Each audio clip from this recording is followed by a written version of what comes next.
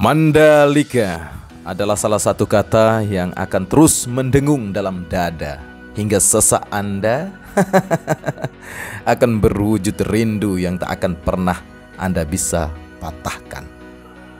Mandalika akan menjadi salah satu saksi sejarah kebangkitan sport entertainment, kebangkitan otomotif bangsa ini, di mana tahap pembangunan fasilitas pendukungnya terus dilakukan penggercepan ya.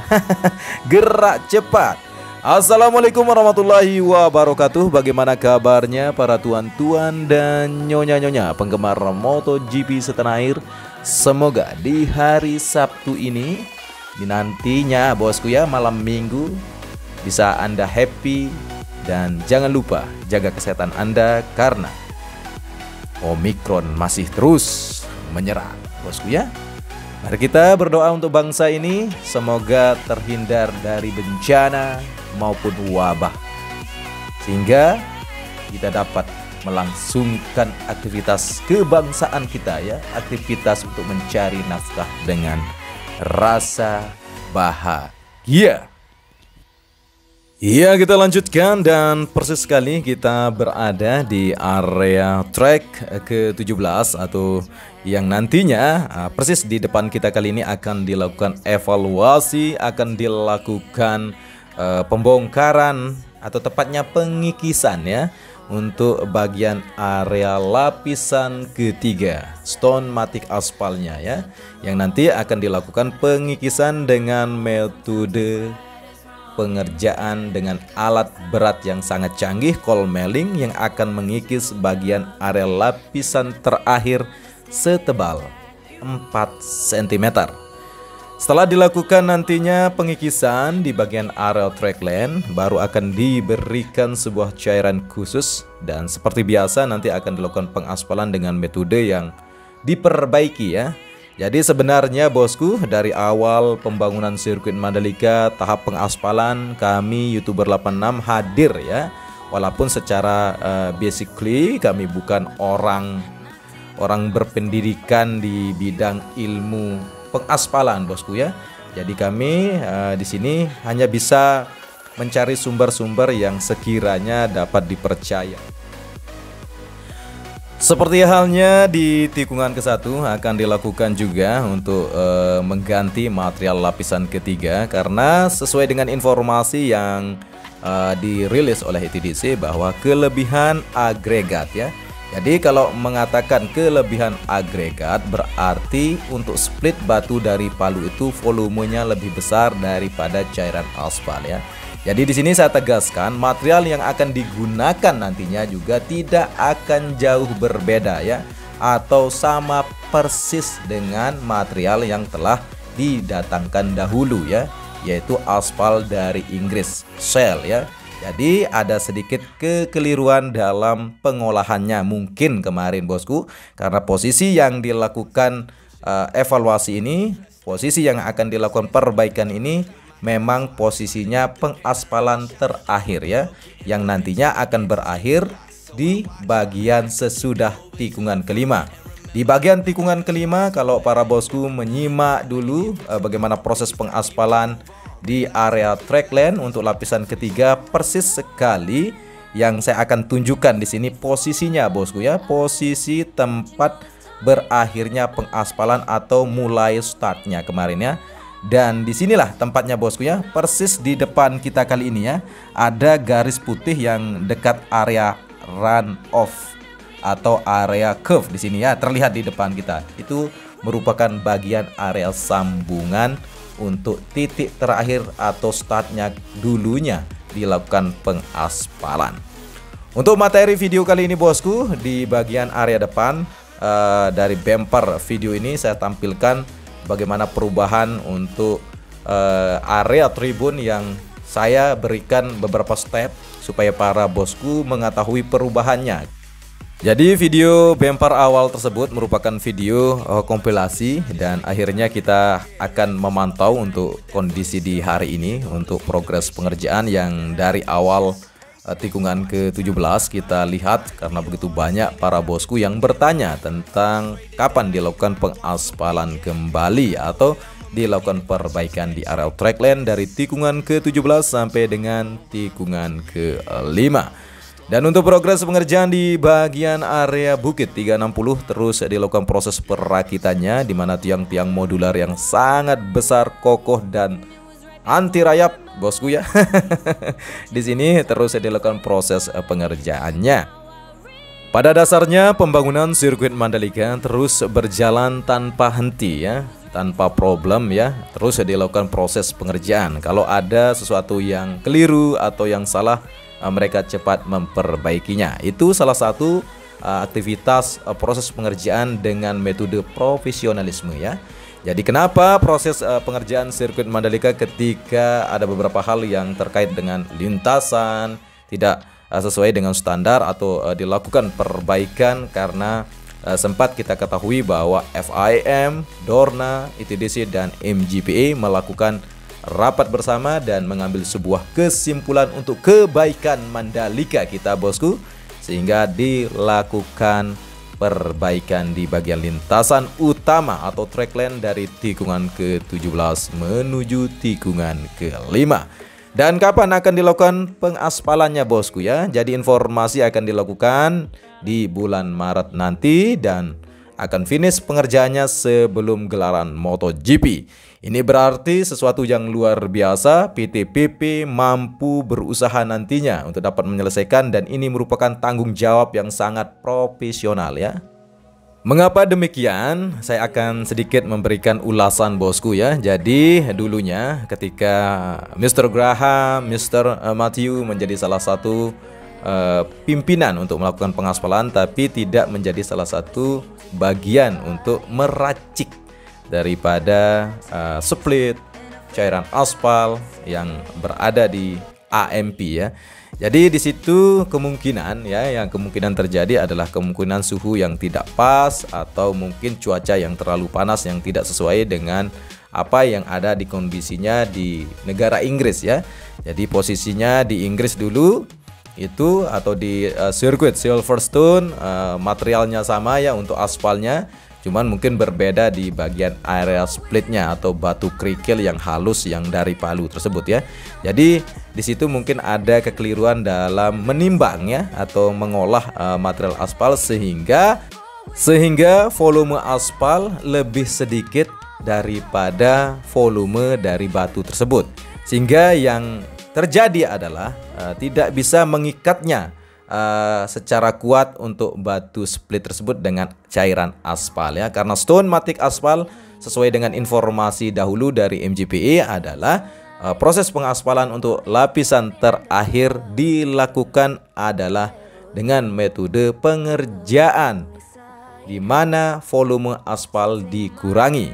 Mengapa demikian? Karena stone matic aspal adalah sebuah jejeran batu split ya, berfungsi untuk griff. Jadi supaya nanti pengereman daripada para pembalap lebih maksimal dan tidak cepat terjatuh atau tergelincir.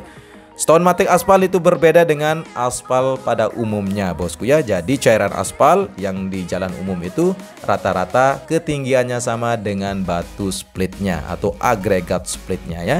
Dan untuk sirkuit internasional yang menyelenggarakan event motor balap maupun mobil, itu cara pengaspalannya berbeda.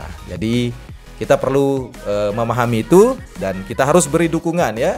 Karena tanpa dukungan para bosku, mereka tidak akan sampai sedetik ini berusaha untuk berkarya ya.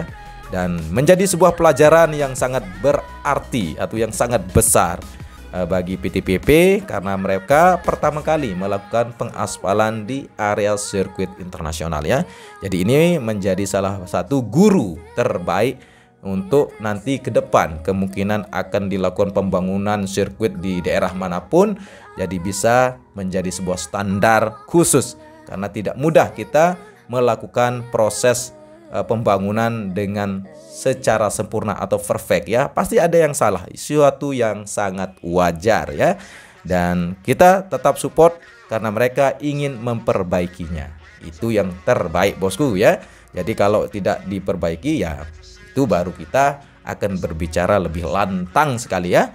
Karena keadaan sirkuit Mandalika ini cukup progresif dalam pembangunan di aspek lainnya, baik untuk area tribun premium, terus area tribun deluxe class yang kita ketahui untuk bagian atap lengkungnya sudah mulai ditempatkan, bahkan rangka bagian tempat kursi para sultan di lantai kedua di depan bagian terasnya sudah mulai ditempatkan ya.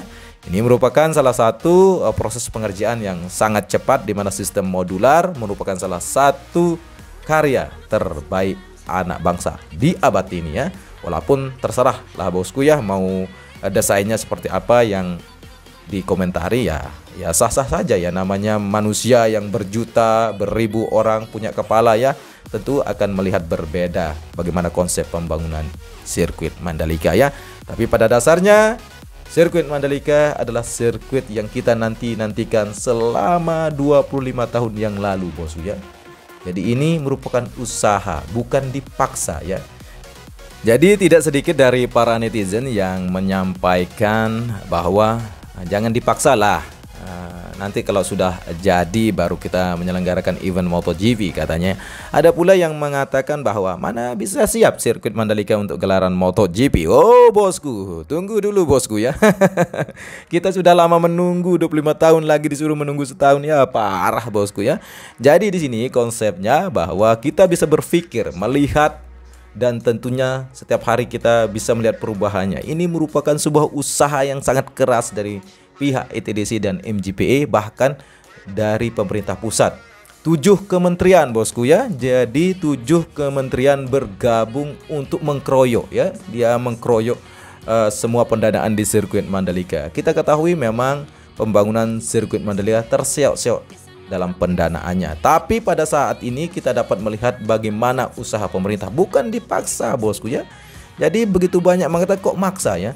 Bukan maksa bosku ya. Jadi di sini saya ingin sampaikan bahwa mereka berusaha, dan akhirnya dengan seperti ini saja WSBK lancar, terus pramusim lancar ya, apalagi sempurna.